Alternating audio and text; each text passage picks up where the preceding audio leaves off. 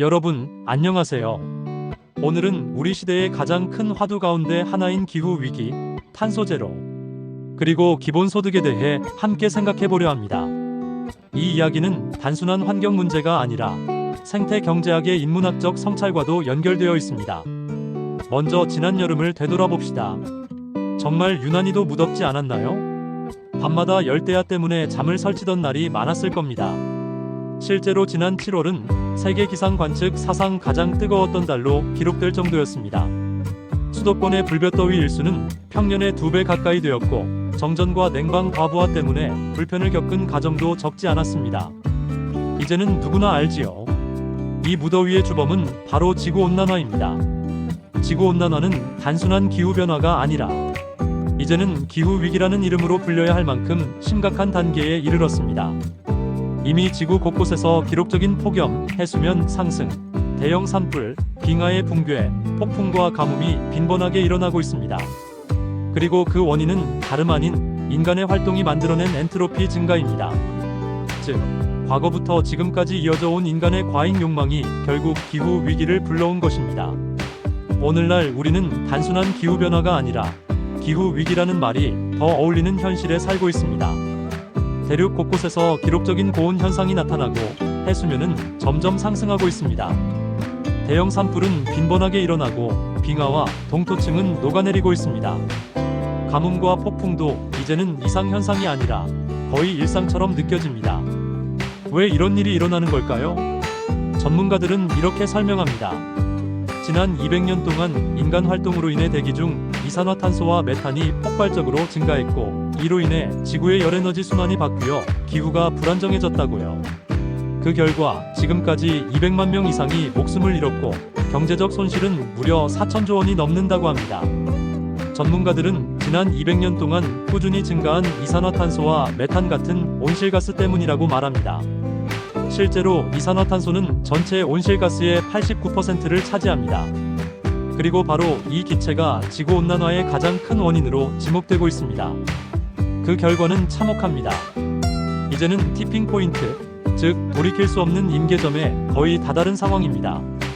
우리가 지금 무언가 하지 않는다면 지구는 회복 불가능한 상태로 떨어질 수 있습니다. 그렇다면 우리는 무엇을 해야 할까요?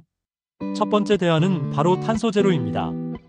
탄소 제로란 배출한 이산화탄소를 다시 흡수하거나 줄이는 방법을 통해 실질적인 배출량을 0으로 만드는 개념입니다.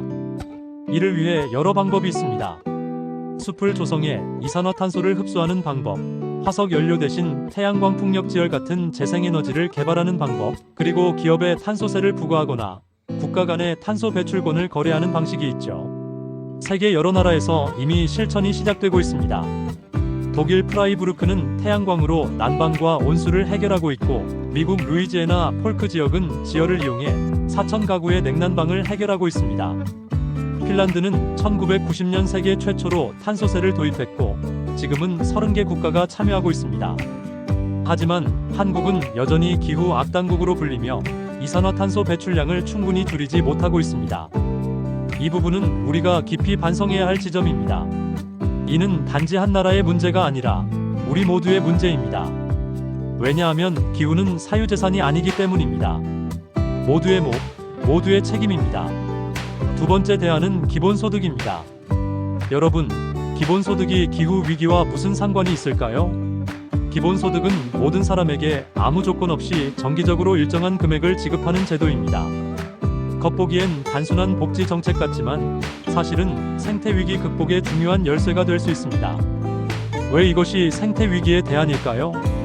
왜냐하면 오늘날 생태위기를 불러온 근본 원인은 바로 끝없는 이윤 추구, 즉 과잉 생산과 과잉 소비에 있기 때문입니다. 자본주의 사회에서는 더 많이 생산하고 더 많이 팔아야만 살아남을 수 있습니다.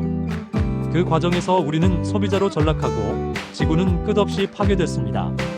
하지만 기본소득이 있다면 상황은 달라질 수 있습니다. 시민들이 생존을 위해 굳이 환경을 파괴하는 일자리를 선택하지 않아도 되기 때문이죠. 화력발전소나 핵발전소 대신 보다 지속 가능한 길을 선택할 수 있게 됩니다. 자동차 대신 자전거를 탈 수도 있고, 성장이 아니라 공존을 삶의 목표로 삼을 수도 있습니다. 다시 말해, 기본소득은 생태적인 삶의 가능성을 열어주는 제도적 장치입니다. 이미 미국 알래스카에서는 석유 수입을 바탕으로 주민들에게 기본소득을 지급하고 있습니다. 이처럼 기본소득은 자연자원에서 발생한 이익을 모두에게 공정하게 나누자는 생각에서 출발했습니다. 역사적으로도 토머스 페인, 헨리 조지 같은 사상가들이 이런 주장을 펼쳤습니다. 즉, 자연은 모두의 것이며 그 이익 또한 모두가 누려야 한다는 겁니다.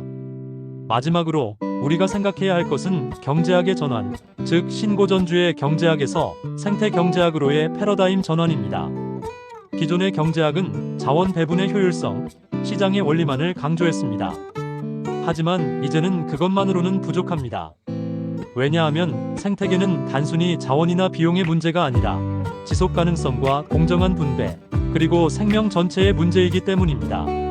생태 경제학은 경쟁이 아니라 필요와 공존에서 출발합니다. 분배의 정의가 바로 서야만 지속 가능성이 가능하고, 지속 가능성이 보장될 때에만 지구의 안녕이 유지될 수 있습니다. 생태 경제학은 인간과 자연을 별개가 아닌 하나의 관계망으로 봅니다.